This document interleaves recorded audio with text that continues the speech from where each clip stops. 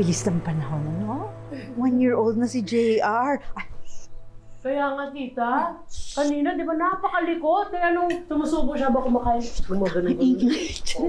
Natutulog yung baby. Akala ko nga, hindi makakablow ng cake. Ang galing, ha?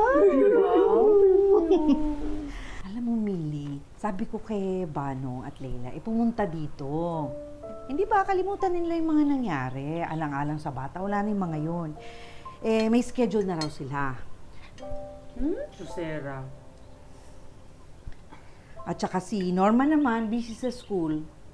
Ayos lang po yun, ma. Basta importante na dito kayo. Oo naman, para sa apo ko. Ay, parang andyan yung special guest. Special guest? Nasa na ang birthday boy? Ayun. Ay, Natutulog. natulog ba? Ito regalo kay Baby JR. Buti na lang nakapunta ka. Oo, pasensya na, nalate ako eh. May bago akong kasong inaasikaso sa headquarters eh. Nga pala, Millie. Para sa'yo. Pati ako meron? Oo naman. Sabi nga nila, kapag nagbe-birthday daw ang bata, dapat inaalala din yung nanay na siyang dahilan kung bakit dumating ang bata sa mundo. Good afternoon po, tita. Gusto mo makita si JR? Tulog na. Magising pa. Jesus na. Ano na, Millie? Umami na ba si Joed? Alam mo ba, nung nilabas niya yung flowers, naisip ko talaga, this is the day that the Lord has made. Glenn, ano ba namang klaseng tanong yan? Halatang-halata naman na gusto ka ng tao. Glenn, magkaibigan lang kami. We, talaga? Wala ka napapansin? Yung Alam mo, Glenn, tulungan mo na lang kaya ako dito mag-ayos ng gamit, magbenta. Lalo na ngayon, ang hirap ng online selling kasi ang dami nating kakompetensya para din to sa future ni JR. bakit mo naman kasing tinitiis na mag-isa? Pwede ka naman magbuo ng bagong pamilya, di ba? I mean, 1 year na since namatay si Anton and I think that's enough time para makapag-move on. Para sa ikabubuti mo ni baby.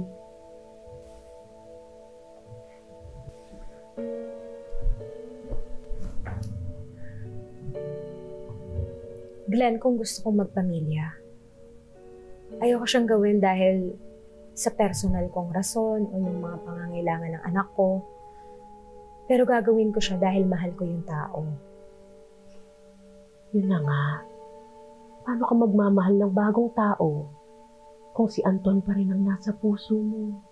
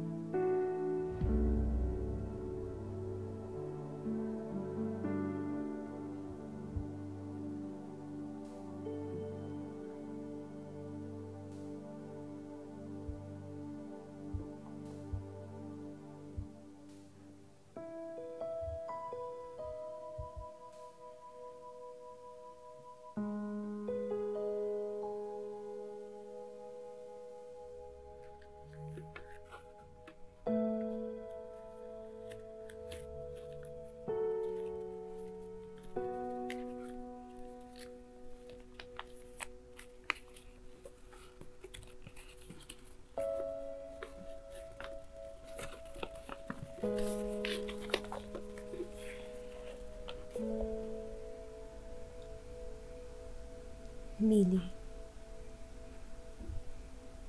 I love you forever. Anton.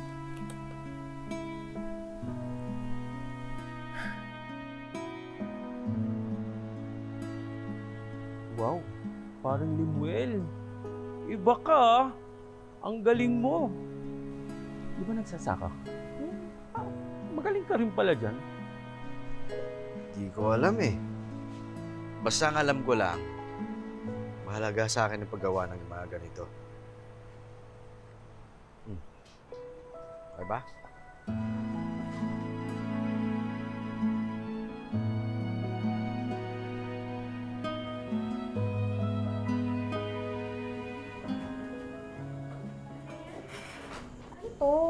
Huwag ka na lang madaming tanong. Glenn, hindi ako pwedeng magtagal ha, kasi baka maya hanapin pa ako ni JR. Hayaan mo na silang magbanding maglola. Importante tong gabing to sa'yo. Trust me. Ano to? Ba't may pa ganito? Ka dito. Joel? Anong meron? Bago ka magtanong, sasabihin ko lang, hindi ako ang may pakana nito. Joel, mission accomplished na ako Si Batamini. Glenn! Enjoy! Hindi. Opo mo na.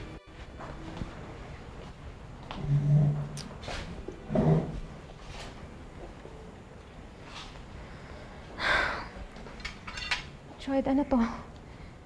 Pasensya na. Gusto lang sana kitang sorpresahin. Pero, hindi mo naman kailangan gawin to. Mili, pabayaan mo na ako. Hindi ko rin kasi alam kung saan ako magsisimula eh. Mili, noon ko pa dapat sinabi sa'yo to. Na gusto kita. Kaya lang, ang daming nangyari eh. Ang daming naging komplikasyon. Nung namatay si Anton, hindi ko hinangad na mapalapit sa'yo. Bigla na lang nangyari.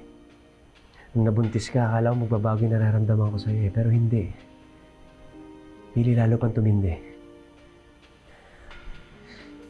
Mili.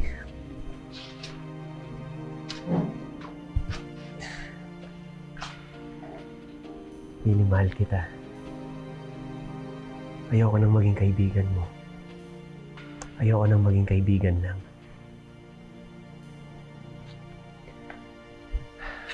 Pwede ba kitang maging girlfriend? Ano ka ba? Tumayo ka nga dyan. Joel, alam mo, umupo tayo. Halika, tayo. Upo ka. Nakakahiya oh, ang dami-daming tao. Lily, alam ko naman na matagal na pinaparamdam ko sa'yo na gusto kita. Alam ko naiintindihan mo naman ako. Pero Mili, gusto ko sana maging opisyal muna ang lahat. Bago sana ako umalis. Ha? Saan ka ba pupunta? Inalok ako ng mataas na ranggo sa probinsya, sa Alamora.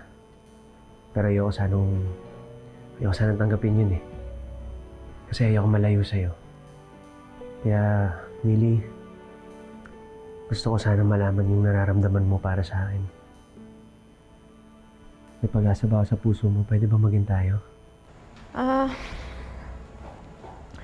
Shoet, sorry ha. Sorry talaga. Pero kasi si Anton, nandito pa rin siya sa puso ko. Matagal nang wala si Anton, Mili. Patay na siya. Deserve mo at ng anak mo ng bagong buhay. Ng buong pamilya. Hindi ko kasi... yun lang ba yung dahilan? Kasi sa tingin ko baka meron pang ibang mas babagay pa sa'yo at mas... Mili, ikaw ang gusto ko.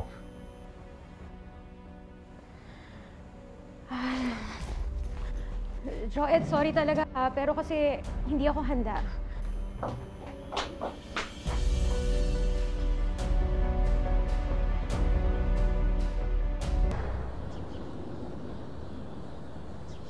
Mahal na mahal pa rin kita, Anton. Hindi ko pa rin magawa palitan ka sa puso ko. Pero tama si Glenn. May buhay pa ako na dapat kong ituloy.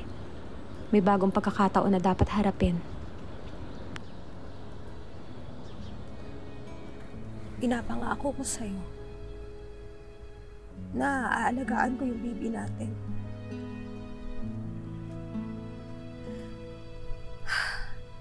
Siguro kailangan ko na nga mag-move on.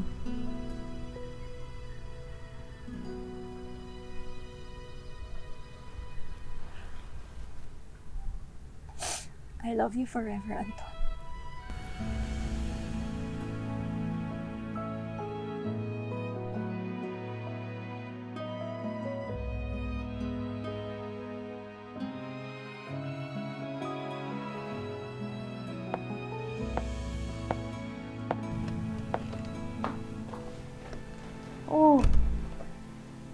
si JR?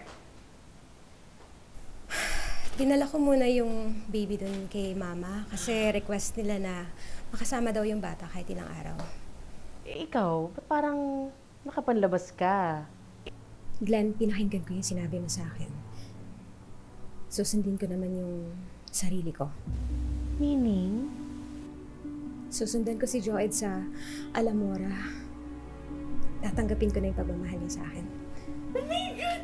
Weh! Di nga! Oh my God! I'm so happy! Push mo yan! Tingin mo, tingin! Ay, oh, ganda! Blooming! Nandito na ako pero hindi ko pa kasi mahanap yung bahay ni Joed eh. Buti naman at nakarating ka dyan ng safe. Nagkita na ba kayo? Hindi pa. Hinahanap ko pa. Saan na ba yan?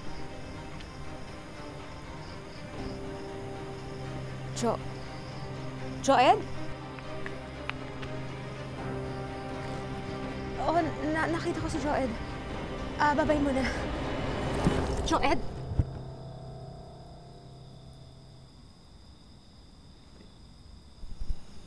Di ka totoo, umalis ka.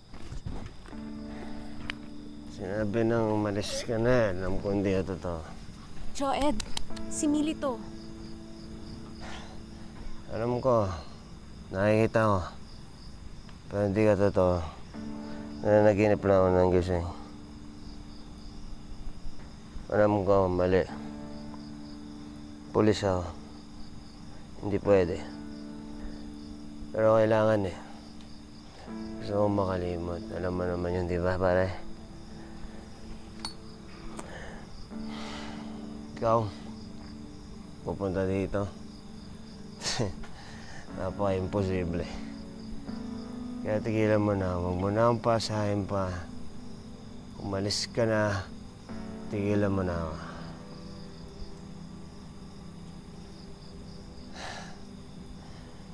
Kaya nga, tinanggap ko yung destino dito kahit na malayo eh. Kasi gusto kong malayo kay Millie. Pero kahit ano pala layo, malapit din pala. Kasi dito lang siya eh.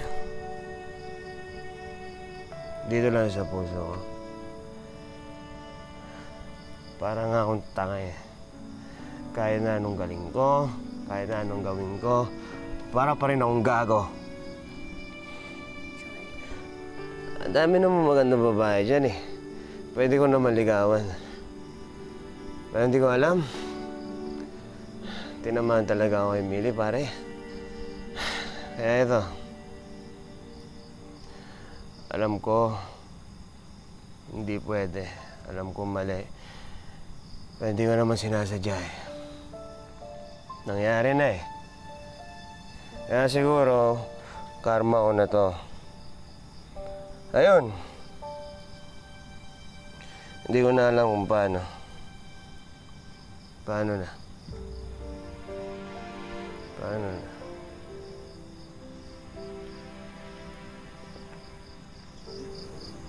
Joed.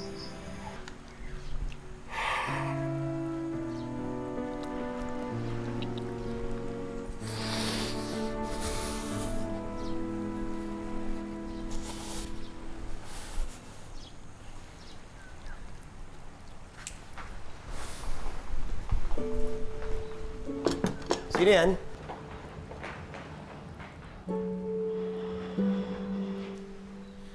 Joed! Good morning! Kumain ka na, may breakfast. Millie? Millie? Millie? Ikaw ba talaga yan? Oo. Kagabi pa ako dumating. Susurpresahin dapat kita.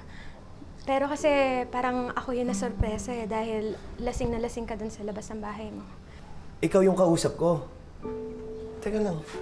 Hindi ko alam. Anong sinabi ko? Hindi ko na-record eh. Ha? Hindi. Paano ba? Sabi mo, parang naglalasing ka dahil sa akin. Dahil hindi ka makamove on. Nakakaya. Hindi, okay lang, okay lang. Huwag kang mahiya dahil yun naman talaga yung totoong nararamdaman mo. Pasensya ka na, Miri. Sa totoo lang, dapat nga ako magpasensya sa'yo eh. Kasi nung nagtapat ka ng pagmamahal mo sa akin, nagdalawang isip pa ako.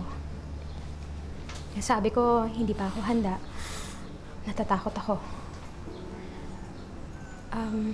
Miri. Pero, kaya ako sumunod dito.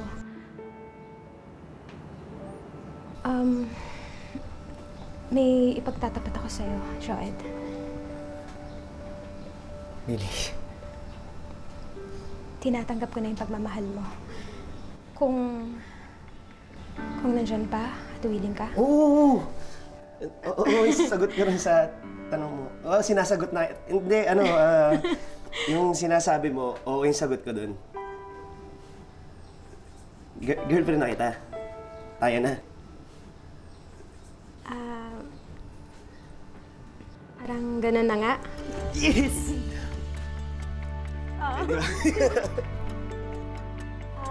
Joed, maligo ka muna.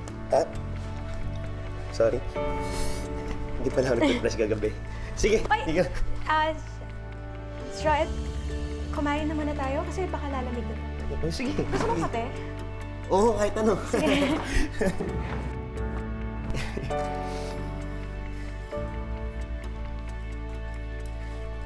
Kumain ka na, kailangan mo yan.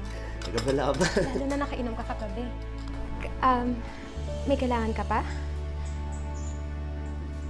Nakuha ko na.